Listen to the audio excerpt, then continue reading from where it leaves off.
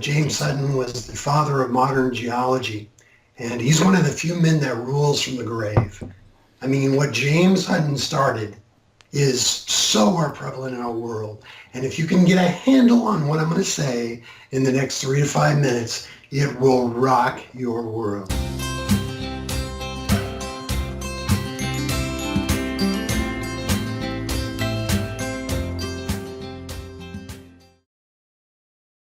Thanks for joining us. Joining me here today is Martin McCorkle. I'm really excited to have Martin on. He is a good friend. He's been a mentor to me, and he's someone who I really could just talk to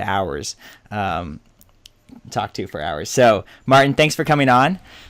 Oh, James, I'm delighted. Wow, I get to talk to you and talk about creation and evolution. It's a good night. Exactly. So, Martin, you've already said it. The topic we're going to discuss is creation and evolution, which is something that I thought, when Martin suggested it, actually, I thought this was really interesting because I'd say it's not something I've really thought about much in the last year or two. It's something when I was a kid, I certainly did think a lot about the creation story in the Bible. I remember I listened to a lot of different audio programs about, the evidence for creation or the evidence against evolution. And then just growing up in school, you were all about evolution. So it certainly is something that was on my mind as a kid, but more and more recently, it's not something that I've really considered. And really, it's something that I've almost, I kind of came to the decision that, well, as long as I believe that God created, it doesn't so much matter how he created. I mean, I think it matters, but it just wasn't something I was very invested in. So I guess my first question to you, Martin, is why is this an important issue? Yes, thanks. 2 reasons. The first, when you see a beautiful sunset, what do you feel? What do you do? See, evolution would say to you, it's just random stuff colliding in the atmosphere. And if you have any sense of joy or beauty, that's just subjective. It's just doesn't really mean anything. Creation tells us that God made that sunset. And that my sense of beauty and wonder and awe needs to be directed to him. I need to say, thank you for that. What you just did in that cloud was class A. I love it. Show me some more. And the main reason I really don't like evolution is that it robs God of glory. It takes something as wonderful and beautiful as life, which is, it's magical in the best sense of the word, and makes it into processes and chemicals, and it's just robs God of just a magnificent thing he's done.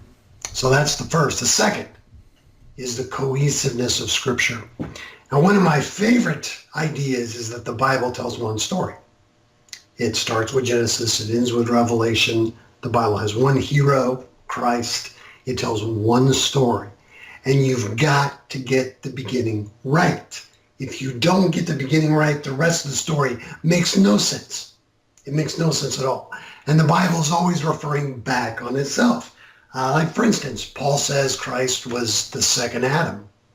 How are we going to get that if we don't know who the first Adam is? Mm-hmm. When Jesus was asked about marriage, he went straight to Genesis 2, Adam and Eve. When Paul wants to talk about men and women in the church, he goes to the fall. And I've always said, and I think you've heard me say this, all good and bad theology begins in Genesis 1, 2, and 3. Yeah, I was waiting for you to say that. I think you're right. I having heard kind of your explanation of that, I think a lot of things do point back to Genesis, not only within the Bible, but just different ideas that you'll hear. Yes. So just to go back to your first point about evolution robbing God of his glory. A lot of times you'll hear people that do believe that God created, but they still want to reconcile the science behind evolution with the creation story. They'll say that, well, God created through evolution. Isn't that, just the fact that God could be behind evolution, why does that rob him of glory in your opinion? Oh, it's a great question. Evolution does not need God. That's the whole point. Is that it's a purely naturalistic way of explaining why we are here. Right. And so, how lame is that for God? I mean, God's going to get credit for doing something he's not needed for. Sure. I mean, there's nothing for him there. There's no glory in that. No thoroughgoing evolutionist ever gives God any credit for what he's made. And yet the scriptures constantly point to creation as a reason to boast and brag about the greatness of our God. Sure. Yeah, that's a good answer. So going back to the idea of trying to reconcile science with the Bible, with the creation account, that's usually where people end up getting lost, and they say, well, it must be evolution because there's so much evidence there. Therefore, I've got to believe that because I'm not anti-science. So that's usually why people do that. What are your thoughts on that? Is science in conflict with the creation story and with our faith in God? Yeah, great question, and that's really, I think, the rub. And let me start out flat out by saying there is no conflict between the Bible and science. And we can affirm this when we know and understand what science really is. Science, and different scientists talk about scientific, theory or method differently, but it comes down to two things: observability and repeatability. In other words, scientist says, I want to be able to see, in some way experience it with my five senses, what's going on, and then I want to be able to repeat it. This is key. So in other words, I can say, okay, water boils at 212 degrees at sea level. I can write that in a journal. I can say, take your pan out by the, sea level and start a fire and watch your temperatures, and lo and behold, you're going to get the same results. That is science. Love it. Good science, and people that are doing good science, big fans. They have been a huge, huge help to humanity. But what has happened is clearly creation is not a scientific issue. It is not observable, and it is not repeatable. And so if it is not observable and not repeatable, it is not within the realm of science. Now, see, scientists don't like that because they want to have a bigger piece of the pie. But science is a very limited field of knowledge. Right. I love the movie Contact. Did you ever see Contact? It sounds familiar, but I can't remember what the premise was. Okay, so it's kind of old now, but a very young-looking Jodie Foster and Matthew McConaughey go out on the balcony just after they've met each other. And Jodie Foster's the scientist in the movie, and she's saying, I only believe in what I can see in the scientific method. And he looks at her and says, do you love your father? And she goes, well, of course I love my father. And he says, prove it. And see, right there, I love that. I mean, love is beyond the scientific method.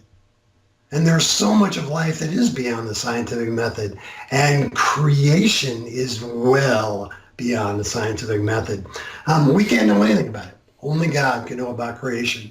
If you believe as I do in 7-day creation, Adam and Eve don't even show up until the 6th day. The only way we know what happened is because God told us.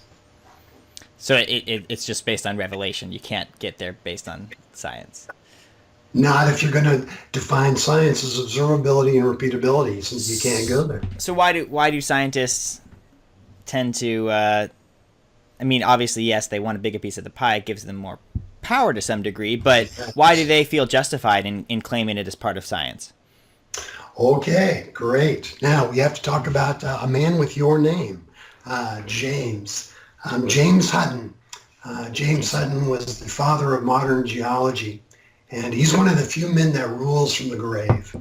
I mean, what James Hutton started is so prevalent in our world. And if you can get a handle on what I'm going to say in the next 3 to 5 minutes, it will rock your world.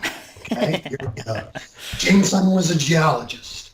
He goes out and he looks at his world, and he's watching sedimentation, deposition, where there's erosion, it gets swept up into the water, and then the water comes and lays down sediment and deposition. And let's just imagine that in 1 year you get 1 inch of sediment. Let's just imagine that. Okay. Now, a scientist would say, I just observed that in 1 year I got 1 inch of sediment. That's all a scientist could say. there's nothing else observed, right? What James Hutton said was that the present is the key to the past. In other words, revelation does not inform us about the past. That it's the processes we see in the present that tell us about the past. And so what Mr. Hutton then said is, okay, if it took me, 1 inch took me a year and I have 10 inches of sediment, that's 10 years. Because now I'm presupposing the present into the past and saying that all these processes have operated in the same uniform way. And thus uniformitarianism was born. And what uniformitarianism does is it allows a scientist to observe something now to presuppose it billions of years into the past. And they've also, you may note, started to do it into the future. Because this is what climate change theory is all about. If the temperature goes up by 0.5 degrees every year, in 100 years, same process, same uniform rates, it's inevitably going to happen. And James, this is not science. This is a metaphysical statement of faith about an unseen world. And boy, sure, there's some predictability in what we see now, but once you get past writing, who knows what happened? Who knows? And the audacity that we have to say that we know what happened a billion years ago, or that we know what's going to happen 100 years from now, is way out of line. We are desperately in need of some humility before the wonder that is our creation. There's a lot to unpack there. So I want to kind of just jazz on this area for a while, because this is really important. Let's just kind of take a break here. So uniformitarianism. Okay, so James Hutton, is it Hutton? Yes. Kind of had that idea, and we've talked about this a little bit before. And I've started to look around just to see where I could see it. And obviously, you see it in the climate change debate, which we're not even going to get into. But an underlying assumption there is that the present is the key to the past. It's one of the baseline assumptions, and certainly it's the key to evolution. And and what's funny, I think, is that like all underlying principles, right, from which you build your case. Whenever it's an assumption that you make, if you take that assumption away, all the conclusions are going to be different, right? They're all going to be affected. Yes. And that is an underlying assumption that people just take on faith for so many different aspects of science. Now, I think the reason is, and again, we've talked about this before, but I think the reason is that uniformitarianism is what gives scientists power. Because if the present is the key to past, just like you said, it's also the key to the future. And if you can predict the future, that's where you have power. As long as science is funded by the government or is funded by results, as long as science is funded by, I want to see this research and I want to see these results from this research, and then I'll give you money for it. Which is kind of how our science is done right now, then you're going to see people saying, yeah, I can predict the future. Sure, absolutely. Keep paying me. I'll continue to predict the future based on what we see right now. Do you agree with that? Is that kind of where you see it coming in? I believe that uniformitarianism is great power. I mean, how sexy is it to say, sediment collects 1 inch in a year? Pretty boring. You're not going to get invited to any great parties doing that. But if you can say, this shale has been here for 200,000 years. I mean, baby, and people want to know how we got here. Right. There's just, where do we come from? Who are we? These are nagging questions. And so the world has to come up with something. And so uniformitarianism says present's the key to the past. We got it. So just to, I guess, give us an idea for that extrapolation, we're talking literally, the scientific method's been around for, I guess maybe 400 years, I'm down, approximately, something like that. I don't know. But, so we've got maybe 400 years of study where we've been actually scientifically observing things. And then we're extrapolating millions and millions of years for the Yes. life of the Earth. And then once you get into physics, and I've read some Stephen Hawkins and I kind of know where they're getting some of these ideas from, but they're literally going 12 to 20 billion years back in...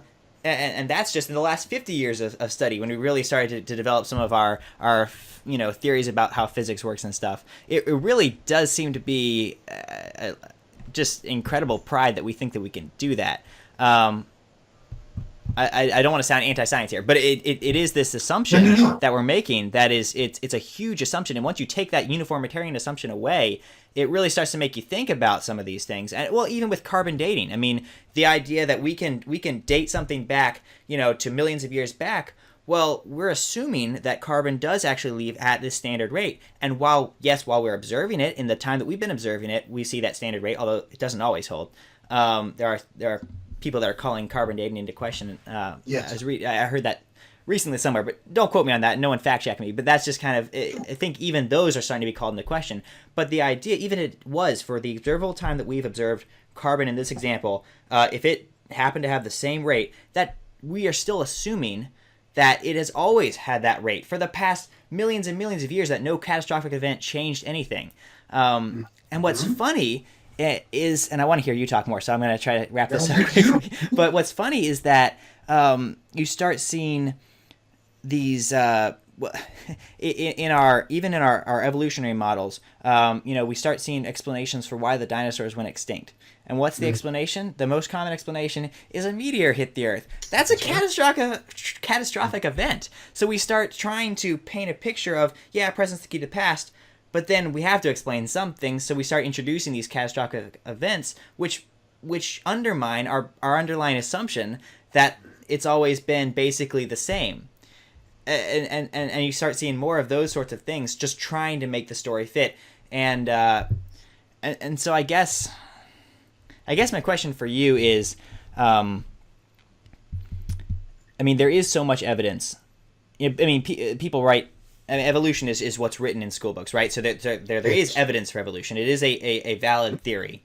Do you care about the evidence? Is that something that's important to you, or is because there's just this underlying assumption? Is it like, well, I kind of don't care anymore? Good. Let me just say a few things on what you said. First, it was good for my soul to hear that. I was loving that, James. That was awesome. And you are not being unscientific. What you are doing is asking science to be consistent. Mm-hmm. If you're going to live or die by observability and repeatability, then do that and live within the parameters of what you can do. Don't go messing around, what's really a religious statement about the nature of the past. So good job. That was fun. Do you want me to do evidence now? Yeah, go for evidence. Yeah. Long ago when I first started getting interested in this debate, I cared a lot about evidence and read a lot of books about it. And I got kind of, honestly kind of disgusted with it, because what I realized was that everybody was so entrenched in their views that confirmation bias just kicked in immediately. Let me give you some examples. So a fossil appears, in Mongolia or whatever. The creationists right away are just, that's a separate species, it's got to be, and it's going to be a separate species. And the evolutionists are like, well, maybe it's a transitional form. And nobody was paying attention. And I think very few people were honestly looking at these fossils. It was just, we need to make it work within our theory. We need to make it work within our underlying assumptions. And so that's when I began to say, okay, what are these underlying assumptions?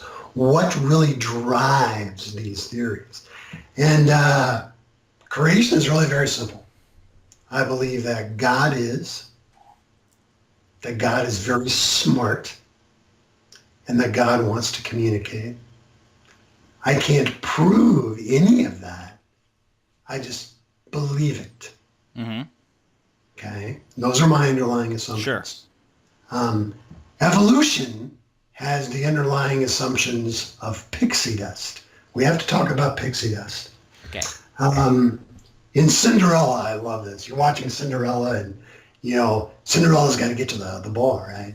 And so the fairy godmother, oh no, what's happening? And so she takes her wand and she casts a spell, bippity boppity boo, and then she flicks her pixie dust at the, I think it's a mouse or a pumpkin. And, bippity boppity boo, zap with her pixie dust. And the mouse becomes a horse, the pumpkin becomes a carriage, and off she goes. And evolution has pixie dust. That in order to get things to change, you have to have four things. You have to have slow change, Darwin's finches, things do adapt. Small change does happen. Macroevolution is not true, depending on how you define microevolution, could be, because things do adapt to their environments. So natural selection. We all agree that natural selection is... But that's different than natural selection. Okay. Natural selection says only the small changes that work and benefit the animal survive. Sure. That's very key. That was what Darwin said propelled his theory. Mm-hmm. That's the hinge for him. So you have to have the fact that things change and that the good changes are selected by natural selection. That's your second part. Then you have to have a very long piece of time. Because if, we're getting little changes in beaks over a long, a reasonable period of time, you're going to need billions and billions of Carl Sagan years to get, a centipede into an elephant or a jellyfish into an eagle. I mean, huge, monstrous change. So you have to have a lot of time. And then finally, you have to have uniformitarianism. Those are the four if things. any one of those assumptions or any one of those things is not true, then we have no idea what happened. The pixie dust doesn't work. Right. And so, they mix this stuff up all in a package, and then their spell, and I got this from, I was watching a documentary about evolution that cracked me up. They were talking about dinosaurs, the evolution of dinosaurs, and at the end, they showed this close-up of a dinosaur scale. And these guys always sound like British narrators to me. And then on next episode, we will watch how the dinosaur becomes the modern bird. And there was this close-up of a scale, and then it morphed into this beautiful feather. And I thought, bippity boppity boo, throw your pixie dust and make it happen. And that's what they do. And so the question you have to ask is, did God do this? Or did this pixie dust make it happen? Either way, it's a question of faith. Yes. But, you go back to Paley's watchmaker. How can this be chance? I mean, look at life and just, there's a sense of wonder in this, that it's not just random collocation of stuff. Like, I love camouflage. I mean, camouflage is whimsical and crazy when they could just be brown, right? Sure. Why do they have to look like leaves? Why do they have to look like sticks? All they need to be is a color that matches their environment. Mm-hmm. There's absolutely nothing about having leaves that makes you better than other things. Sure. But God just is so creative. I see what you're saying. Yeah. Just unbelievably creative. And I think evolution dulls us from the wonder of what God has done. What'd you say about the watchmaker? Is that a Paley's watchmaker. If you were walking on the moon and you found a watch, would you say random chemicals and dust came together and some things like a meteor or, ran it over and this watch came out? Or would you say somebody made that watch who is smart enough to make a watch? Right. And of course, philosophers poo-poo Paley's watchmaker, but I think it's a pretty good argument. And it's very intuitive. I think most people feel that way. So while we're on the evidence talk, just so that we can include some things, because it's I guess to some degree I'm kind of disillusioned with the evidence discussion as well. But while we're here, let's have the talk, just for the sake of argument. So I guess the biggest thing for evolution would be to show the transition. You know, if it had a clear fossil record, and we're told that it does. I imagine your point of view on that is that they don't know nearly as much as they say. But the two other things that I'd like to get to, and I'll let you take the reins on the fossil record. Two things that I have considered as well that I think are just very strong arguments, or just things to think about when you're considering evolution, is irreducible complexity. I don't know if you're familiar with that. Yeah, okay, it sounds like you are. The black box, Darwin's black box. Yeah. And then also the idea of convergent evolution is another one. I don't know. Yeah. Okay. So either way, we'll talk about all three things, but go with the fossil record. Yeah. Well, to me, this is very simple. There are saltation theories of evolution, jump theories. Punctuated equilibrium is also what it's called. Sure. And this got started, I think one of the first guys was Gould. He wrote a book called Panda's Thumb. And in Panda's Thumb, he says, this is an amazing quote. He says, the lack of transitional fossils is the trade secret of paleontology. As Gould says in the fabulous Tree of Life, there's all sorts of stuff out here in the leads. We got a lot of leads, but the rest of it, we don't have hardly anything. And that's the state of the fossil record. I mean, when you look at what they have for us, like they give us a horse series that has like maybe 4 or 5 fossils. Between dinosaurs and birds, they give us Archaeopteryx. Darwin's theory, he, in his book, Origin of the Species, he said there would be a ton of transitional fossils, and there simply aren't. And I don't need to prove that. All I need to do is point to saltation theories and say that evolutionists themselves don't see this. Right. They've gone a different way. So the fossil record is not good. So saltation theories, just to be clear, so those are theories that evolution happened in spurts, like it happened, it jumped in species, and then where there was slow change, and then a jump. Yes. So everything kind of goes, everything stays the same. And then, there's a jump, and it's usually a dramatic mutation where a completely different form of life is born. And those are theories that evolutionists have come up to explain the lack of fossils in the fossil record. Yes, and it's also, they just don't see the transitional. And I respect this theory because at least they're honest about the fossils. They don't, when you think about, how many species are on this planet? I couldn't tell you. It's a lot. Yeah, it's a huge number. Yeah. And how many transitions they would have to be between even animals that are fairly alike.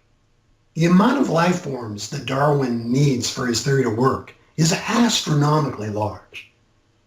And yet we don't have those fossils. It's a huge problem. And I don't need to make it. It was already made by evolutionists who jumped ship and said, forget it. And you know what they're doing? They're also saying the natural selection is not as powerful. Uh-huh. They're letting that go. So they're weakening their pixie dust. It's no longer that, the small changes get selected by natural selections. It's one big dramatic change makes a perfectly, ready to go form of new life, which is not what natural selection says. Interesting. Yeah, well, I don't want to speak for evolutionists, and obviously I can't, but it certainly just the fact that there are saltation theories is very interesting. Yes. Yeah. Okay. All right. So that's the fossil record. So irreducible complexity. For anyone who doesn't know, that's the idea that, and Martin, correct me if there's anything else that you know about this, but basically I've only seen it from a perspective of microorganisms. And you've got these mechanisms in microorganisms that are, maybe you've got 26 pieces in this mechanism, and all 26 are needed for this mechanism to function. Let's say it's, I think the tail of certain single-celled organisms, they have a tail that helps them move around, right? It gives them their motor skills. And that tail requires 26 parts. Let's just assume that, and every single part is needed for that tail to function. And therefore, the argument is, how could that have come about through evolution, through natural selection? Because no one of those pieces would have brought about a positive change or a positive impact on the organism. It would have had to develop all 26 independently before it saw any benefit from an evolutionary perspective. Yes. And so that would have to come in one jump, in one, one quick jump. You'd have to go from no benefit to having that tail that was able to move around. So that's the idea behind irreducible complexity. You can't break it down anymore. And there are all kinds of examples of this. This is not, especially all over microbiology. Anything else that I missed on that? No, that was well said.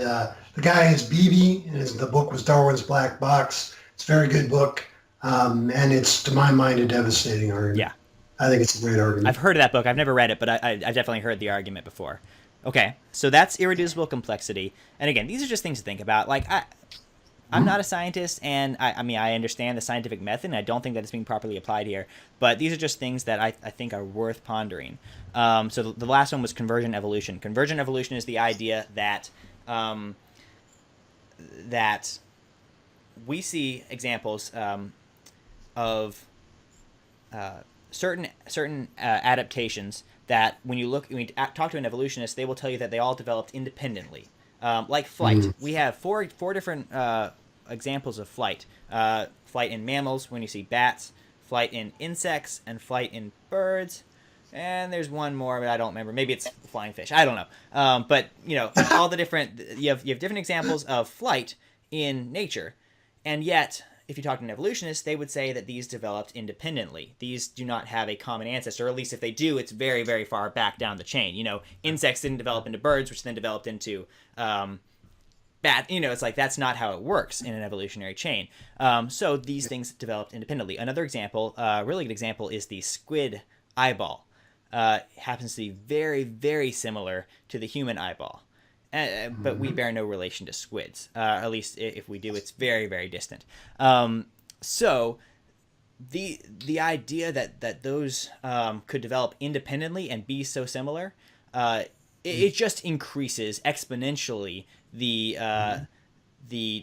chance that would be required. Just the improbability of evolution is already very strong, but the fact that you could have something that's improbable happen 4 different times is incredibly strong. And of course, I guess a similar environment, the argument would be that a similar environment produces similar traits. But even still, just the amount of raw chance that has to go in to make natural selection, even over a long period of time, produce what we see today is crazy. And then to say that it could happen 4 different times, 2 different times even, is even stronger. So that's the idea behind convergent evolution. Mm-hmm. Anything else that you've heard on that front? No, you're nailing it. You're on a roll. I'm loving it. So these are the things that I think are the hardest obstacles for evolution to overcome.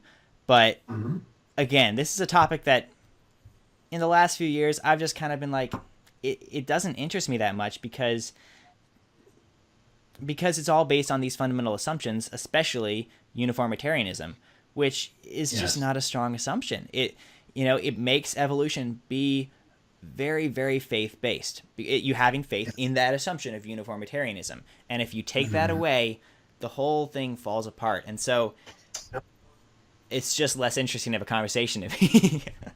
Yes. Okay. All right. So one point on uniformitarianism I thought of when you were talking about it. I remember I read on your recommendation Mark Twain's Life on the Mississippi.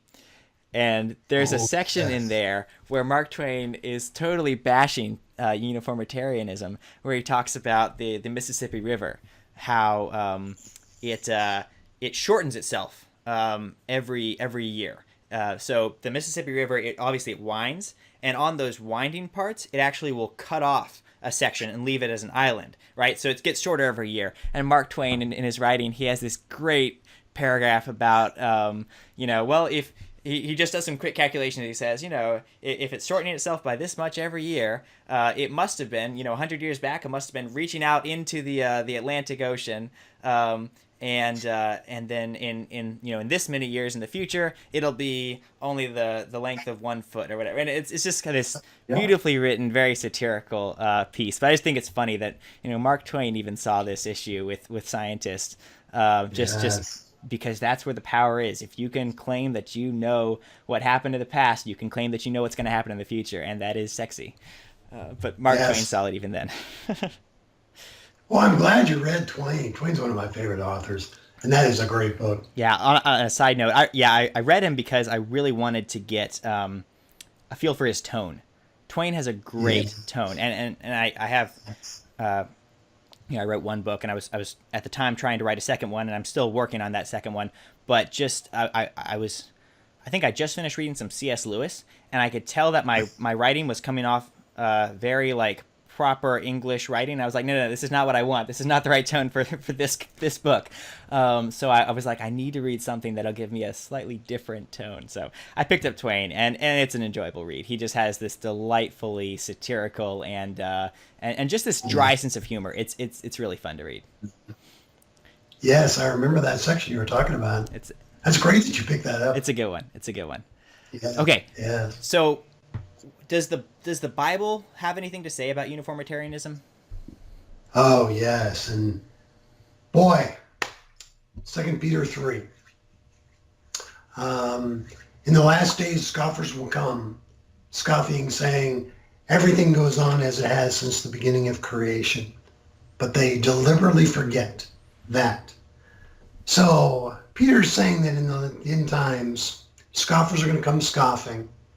And they're going to say, where is this coming he promised? What's the second coming stuff? That's not going to happen. Because ever since the beginning, everything goes on it has since the beginning of creation. The way I would frame it today is Big Bang, uniformitarian law. That's how we're taught the universe is ran.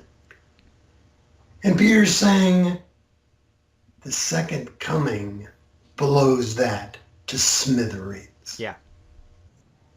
Because it's an unobserved, unrepeatable future event that I believe is going to happen. So to me, the future is who knows what's going to happen. I don't know what the climate's going to be like in 50 years, but I know that Jesus is going to come back. And interestingly, in 2 Peter 3, he goes on to say, but they deliberately forget that long ago, and then he talks about creation and the flood. Right. And then finally, the second coming.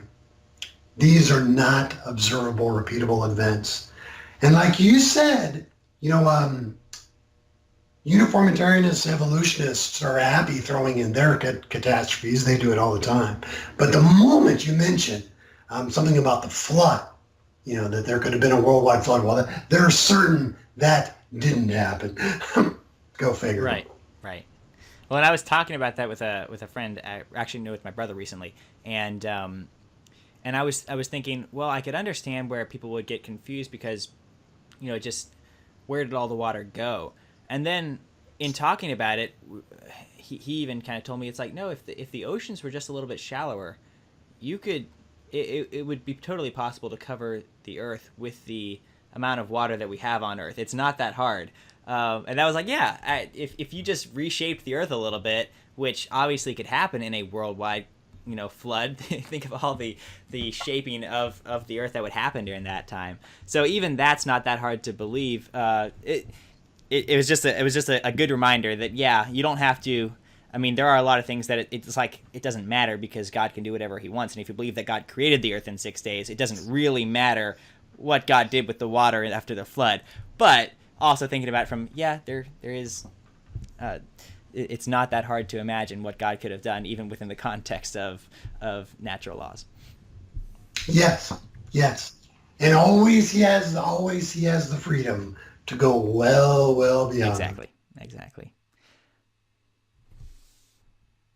We're about ready to wrap up. So the last question I want to ask you, well, maybe the last, we'll see. But a closing question is there anything that could make you change your mind? Yeah, great question. I don't want to be the guy that stops thinking about this. I want to keep learning and keep growing. But I do want to challenge my evolutionary friends to put up or shut up. And what I mean by that is this. If you believe that the transit, all these forms exist, these transitional forms exist, I don't even require fossils. I want 2 books. On one book, on page 1, is a dinosaur. On the other end of that book, on the last page, is any modern bird. And I want every single transitional form between a dinosaur and a bird shown on its own piece of paper. Don't just show me a dinosaur that's cold-blooded and a bird that's warm-blooded. Show me how a heart becomes warm-blooded.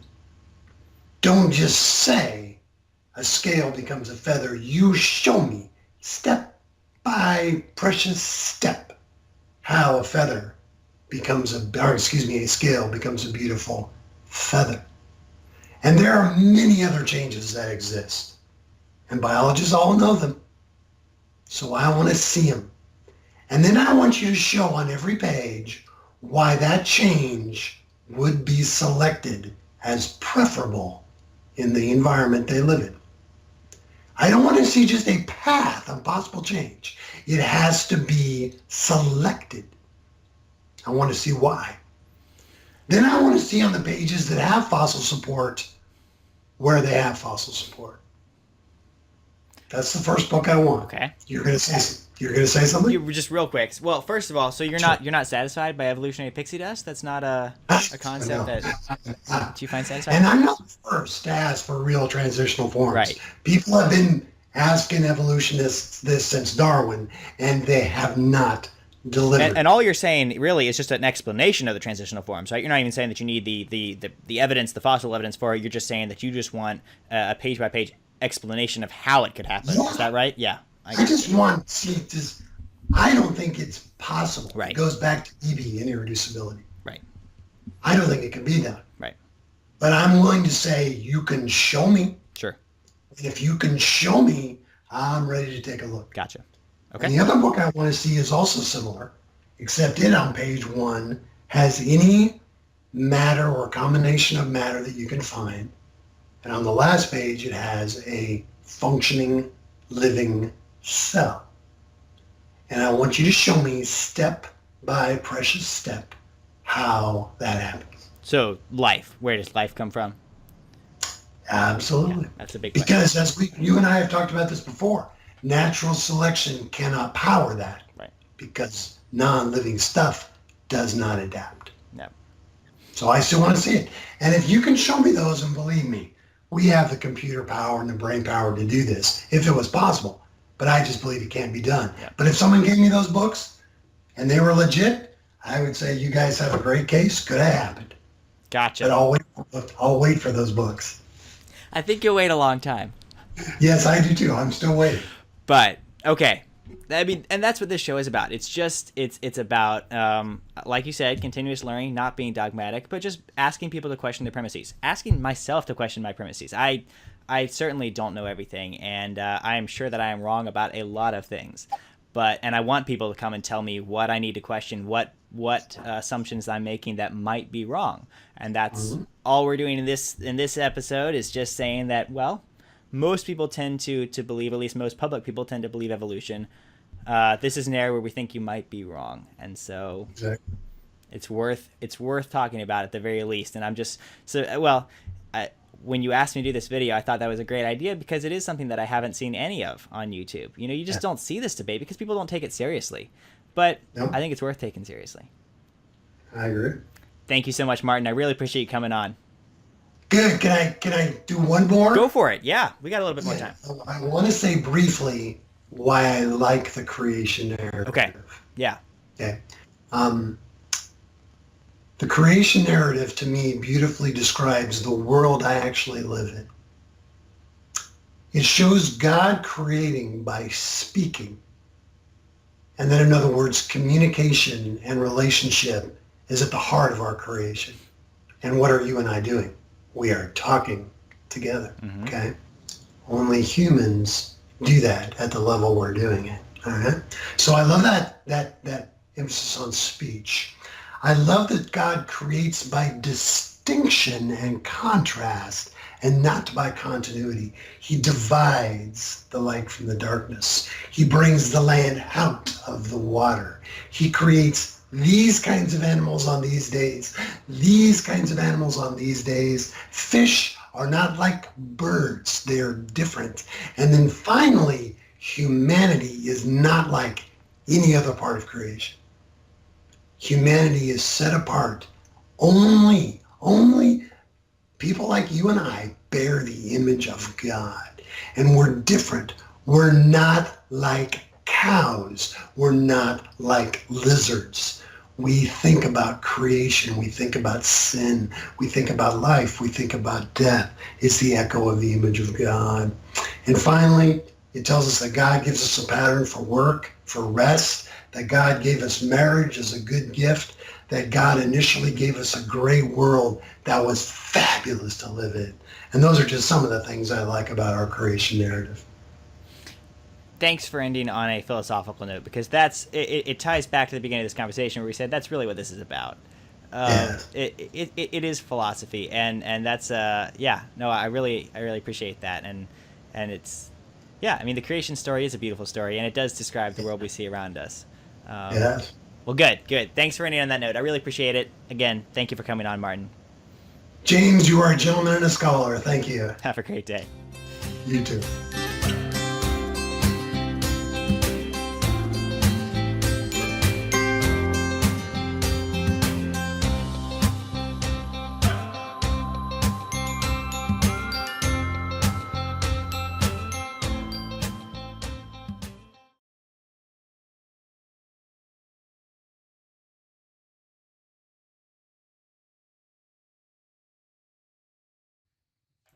Thanks for watching this video.